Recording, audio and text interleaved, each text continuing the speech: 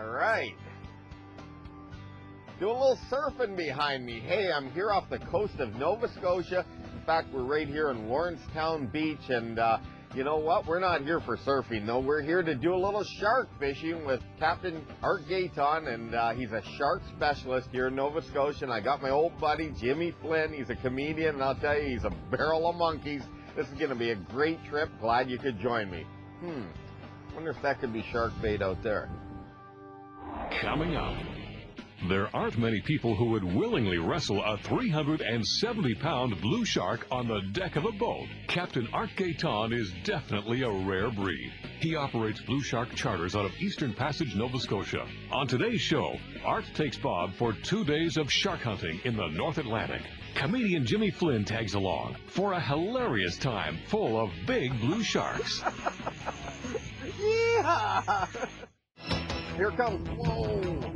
All right. Oh, man. Oh, yeah. All right. Look at that big laser. Yeah. Ah, huge. Oh, baby. That thing is a monster. Whoa. The Real Fishing Show with Bob Izumi. Oh, yeah. Whoa. Oh, I got one. Look at that thing. Help! Look at those teeth. Bob Izumi. All right. Woo-hoo. Oh, that's a nice one. Oh. Whoa. All right. Look at the size of this fish. Real Fishing is sponsored by Chevrolet, Mercury, #1 on the water, and Tim Hortons. Hey, folks, that's what I call real fishing. When we first arrived in Eastern Passage, Nova Scotia, Captain Art Gayton took us around to see the area.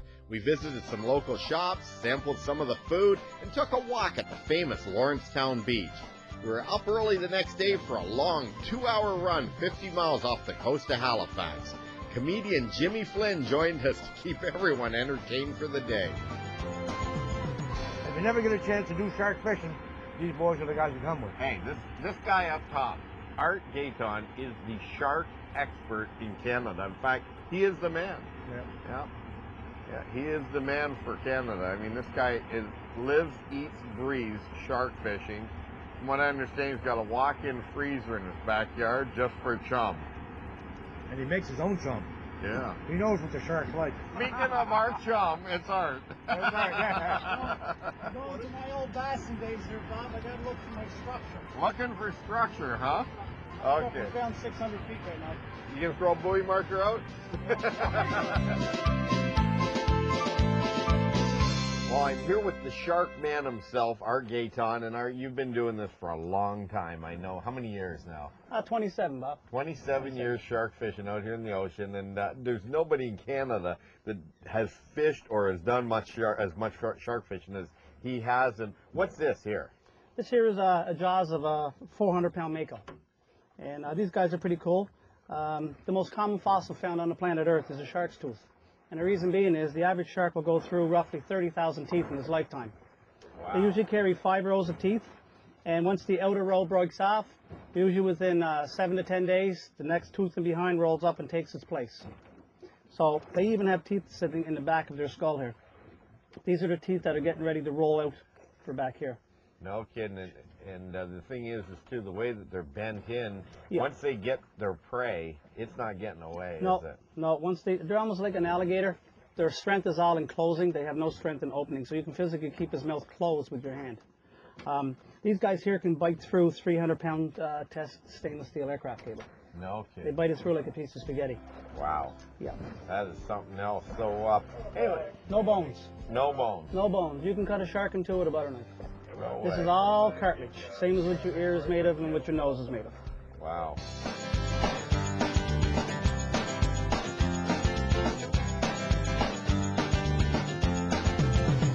This here is what they call a chum bucket or a weeping bucket. And there's more to the thing than just a plastic bucket with a bunch of holes in it. I've drilled different size holes, and the grinding plates that I have on my grinder are matched to the size of the holes that I have here in this bucket, so that the bait will will fluidly flow out, because you don't want to put too much bait in the water because your slick will get too dispersed, too wide. And once it gets too wide, it takes too long for the shark to find your boat, because they got to go back and forth, back and forth, back and forth. So if you got a slick that's 200 yards or 300 yards wide, they may or they may not find you. But our little magic thing that we have parked along the side of the boat here, what it does is it emulates bait fish in distress. And all it is a simple electronic device with a diaphragm on the bottom, and it chatters and vibrates at different frequencies as the boat moves up and down. And the fish, most times, will swim past the bait and the floats and go directly to it.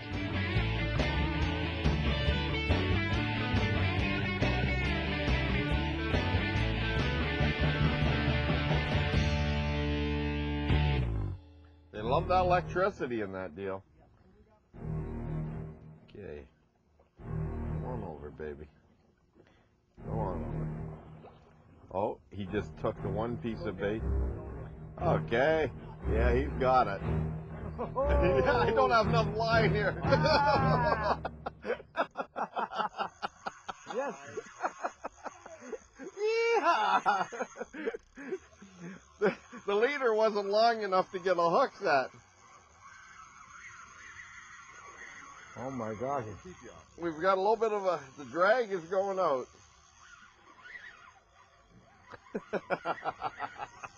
Oh my God. Boy, he's a fighter, isn't he? Big time. Did you see it take the bait? Yeah. You were up top, right? Yeah, I saw him, yeah.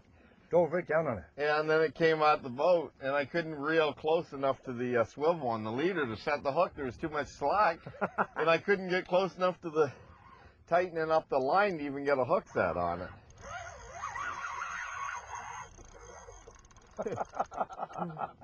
Isn't this great? What a day. What a day is right. The leader's here. Okay, we're getting ready. There's the leader. There's the shark. There's the shark. There we go. All righty. Yes, sir. Woo! Come on, baby, get over. Yeah. Could you quit pushing me closer to the shark? There you go. Okay. Hey, you're fat, eh? Here, Bob. Got a fat shark over here. Hey, let me tuck it in for a photo. Oh, you're talking about the shark. Oh, yeah. All righty. That was a good little fight. All righty. Okay. You say when. See you later, buddy. No problem leaving them out of the water for a while either, right? How long are they all right out of the water? 15, 20 minutes. That long? That long. So good for a photo and then back in. Absolutely. Providing you know how to hold them, which is how you had them. Yeah. Flipped upside down with somebody on the tail, right? Absolutely. That upside down immobilizes them. Puts them into a docile state. You know what? Just for interest's sake, what I was thinking, let's grab Jimmy by the ankles, one on each ankle, see if it immobilizes him or if he squirms. Stay tuned for more Nova Scotia blue shark fishing. Oh, double header! Double header! Blue sharks are one of the most abundant sharks in the world, but very little is known about them. This is why Art Gaeton helps scientists by tagging and collecting DNA samples from all of the sharks that he brings into the boat. He has years of experience handling these toothy critters, so he knows how to do it without hurting the sharks.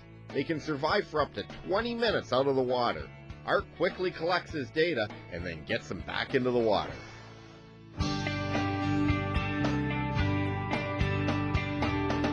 This is his Gore-Tex Shimano rain suit. Now, as pro staff of Shimano, what happened here anyway? My first trip out with this suit on, I think it was like the first or second fish. We brought it up on board. It was only a little 5.5 footer or 6 footer. And he spun around and bit the arm. A little bit of duct tape and you're all set.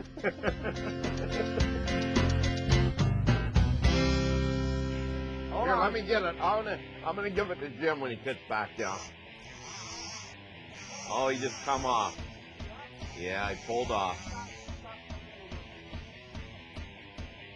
Hey Jim, your shark just got off. Oh, thanks a lot. It's my turn next. I think it's that hat just like gives you strength like Hercules. See, you gotta take a bite of him when he comes up. Broke off. Oh, it didn't.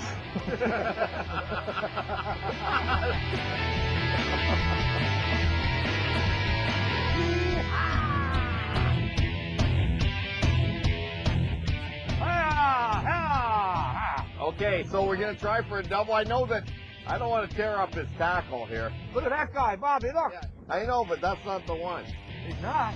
No, Gee, he's only about 9 feet long. not the one. Am I hooked up to him? No. He's going that way. Oh, double header! Double header! Okay, I'll hold you by your handles, Jim. Hey, fuck him! Not to give orders, but let's get these lines back out. The second day of shark fishing is coming up next, so stay tuned. Doesn't take long when you're a professional. Let's take a look down under with this week's Fish Eye View, sponsored by Mercury, #1 on the water. Visible cover is a term most of us are familiar with. All fish relate to changes in their environment, both natural and man-made. Subtle changes, though often overlooked, also attract. Where you find numbers of fish, it's generally the result of 2 or more good things. Before making that first cast to a potential spot, there are a few things to consider. First and foremost is where exactly are fish sitting on that structure. Cast too far off target, and you may end up outside their strike zone. Depending on the weather and activity level, fish will position themselves differently and only travel so far to eat. Then again, being too accurate can work against you. Landing on their heads is never a good idea. Another consideration is which way are they facing? Fish will always take a stance that affords the best field of vision for attacking prey and spotting danger. Preferring the shaded side where available, they'll always face in the direction it's being cast. You want them to see your bait and not your boat. On lakes with any kind of current, you can bet they'll be positioned to see what comes along. That's why wind-swept points are hot locations. Next time you approach a new piece of structure, stop. Picture exactly where they're sitting, then plan your strategy. In time, you'll develop this ability to instinctive levels. After the first day of shark fishing in Nova Scotia, we spent the night at Wayne's World Lobster and Seafood. Then we were up early again the next morning for the long run out to the fishing spot.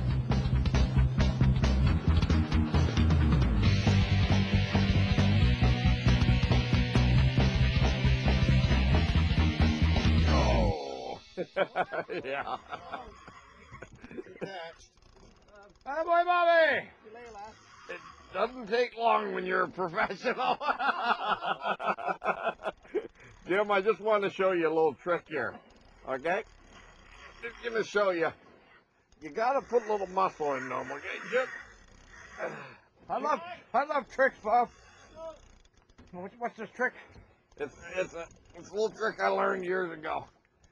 You just stick that rod down in your midsection and you crank and you crank. Oh, yeah. That's a big fish. No. No? It's a small one with an attitude. They can be mean too, you know. Little guys can be mean. Yeah, what's this trick you're going to show me again? I got a whole lot of different guys. You know what the trick is? Don't ever talk about it till it's done. Oh, yeah. That's a bad fish. It is. Well, you know, I really thought I could horse it just to prove a point. Yeah. That you're a wussy. You shouldn't mess with these guys. Just when you think you got them figured out, they're a different personality. Well, he knew you were going to try to make a fool of him, right? Yeah, we got them. We got them coming up now.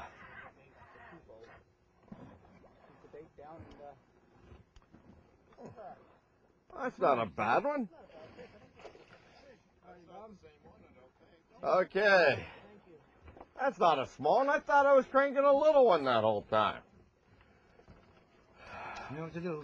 You know what to do. Get your hands dirty now. Get your hands dirty. Well, Zach gave me heck yesterday because after about the 10th shark, I wasn't sure that I was supposed to grab the tail. Or, hey, Zach, I know what I'm supposed to do. Yeah, you know what? I might be slow, but I know exactly what to do. That's neat, eh? Small tip on it so I can pull it through. Yeah. Pull it true. Pull it true. What language is that? Pull it true.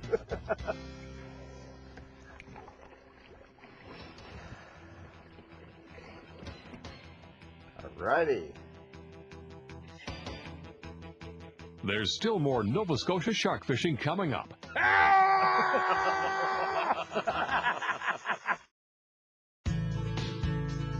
This tip of the week is sponsored by Coleman. Come on over here, Matt. What do you got cooking? Matt Maurice, what's happening? Right now we have the redskin mashed potato that we're about to make. Right, we have just boiling them off. Just have all our stuff ready to go. We're doing the beef tenderloin. It's 60-day age, certified Angus beef tenderloin. I travel all over fishing tournaments, of course, and I travel with this road trip grill from Coleman with me. It's the new LXE version. Oh, it's incredible. You can get this thing rocking, and you can grill product on it or cook using the fry pan. So what I'm going to do is just add a little sea salt and cracked pepper. Simple. See, the amount of salt here is a little bit high than you would normally see. We're just going to season the meat all the way around as well. Okay, so what's up next then? So what we're going to do is I'm just going to season the pan with a little bit of extra virgin olive oil. Right. And then what we'll do is sear the meat all the way around. So we're going to develop a nice golden brown crust on the meat itself. I'll just grab my set of tongs. And we're off to the races. We'll hear a nice sizzle here. Alrighty. That's the sound of success right there. So we're going to develop a nice crust to get it perfect medium rare.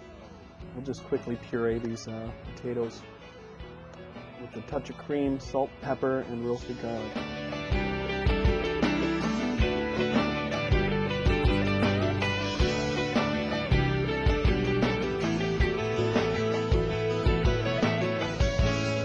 So just like that. That's kind of how we'll plate it up. Alrighty, so you got some, crispy fried leeks? Yeah, we got on some top? crispy fried leeks, yeah. And what's this sauce here? It's a chipotle puree, so it's the chipotle pepper, which I just got it warm with some water, and then seasoned it with a little bit of sea salt and cracked And you pepper. brought that with you, but you can make it in the blender as well? Yeah, I make it in the blender all the time, yeah. Alrighty, well, let's get back to some more of that real fishing, so I can do some real eating.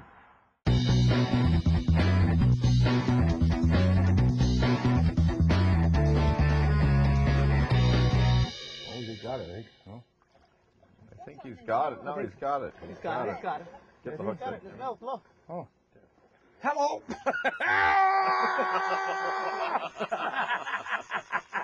Hey! Whoa! You know, it's pretty weird when everybody else knows that the fish has got the bait, but the poor guy on the rod says, "Look at my lines going sideways. I wonder why." Oh, this is a big fish.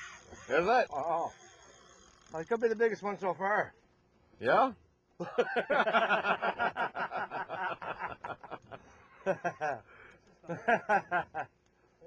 Man, this is fun, Bob, hey? Oh, it is absolutely. If anybody is interested in trying the shark Look at fishing, this. I got all the Australian in the world like in this fish, and I can't move. you know, people got to log on to Art's website, don't they? BlueSharkCharters.com, and check this out. I mean, you get a great workout up here. I'm sure, Jimmy, you know, with your extensive workout you do, that this is just a good addition to. Oh, yes. Easy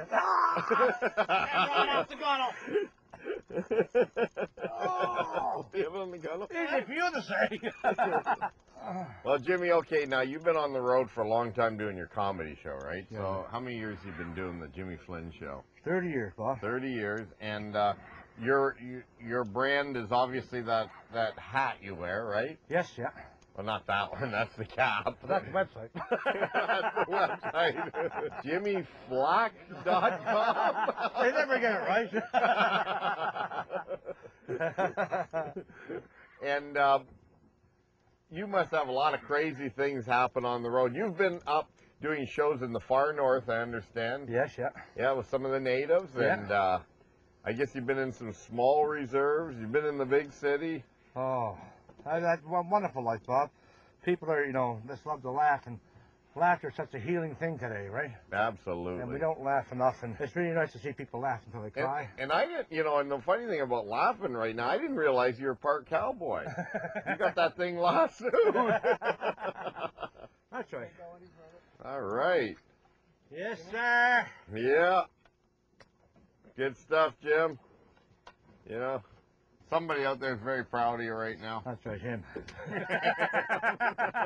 I didn't say jealous. Oh. Okay, here it comes again. This is it. I can't believe Art still got all his arms and fingers. You Well, know? boy, for a little fish, did he ever fight? Oh, not that little. No, he's a nice one. He's up over the gunnels here. Yeah, he's a nice one. Once again, they got this down to fine art in terms of it's like a production deal now. Jimmy's holding the tail. We got Zach. He's got either the wire cutters or the pliers to get the hook out. Oh, pliers, so he's going to pull the hook out. It's a barbless hook, so it's going to come out a lot easier. What size of hook is that? 12-aught or even bigger? 12-aught hook. Very large hooks. You're just popping that out on that 300-pound test wire leader. Jim's doing his job, staring at Art.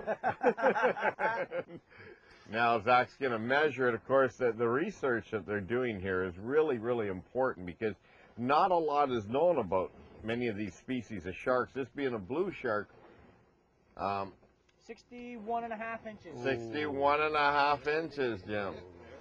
And, of course, they got the length. They're going to tag it, which is really unique. And you know, Art, you were saying yesterday you've not caught any of your tagged fish, which tells you there are a lot of these creatures out here in the sea. Yep. And tags are all numbered, of course. And now, the DNA here he's going to do for the student doing their... Belfast, Ireland. Yeah. In Belfast, Ireland, doing DNA on it. Yeah. Well, that's pretty cool. So he never thought he'd get this much DNA, did he? No. You've been tagging him for how many days now? He sent me the first batch of 50. He thought that would last me the season. I had it done in 6 days. 6 days. We're more than willing to help the young fella out. Hopefully he gets his good information and we can continue to help science. Imagine, they think Bobby Sharks all swimming around saying to each other, "You got your number?" I guarantee you in shark language? Yeah. Yeah. All right. 1, 2, 3. Shark fishing off the coast of Nova Scotia was an awesome adventure. While there, I caught the biggest fish of my life, a 370-pound blue shark, plus a 200-pound sunfish, which you can see on another episode of Real Fishing. Hey, if you ever get a chance to fish out off the east coast of Canada, then be sure to give Art a call. Hey, we'll see you next week, right here for some more Real Fishing. Oh! Am I hooked up to him? No. Come on. He's going that way. It doesn't take long when you're a professional.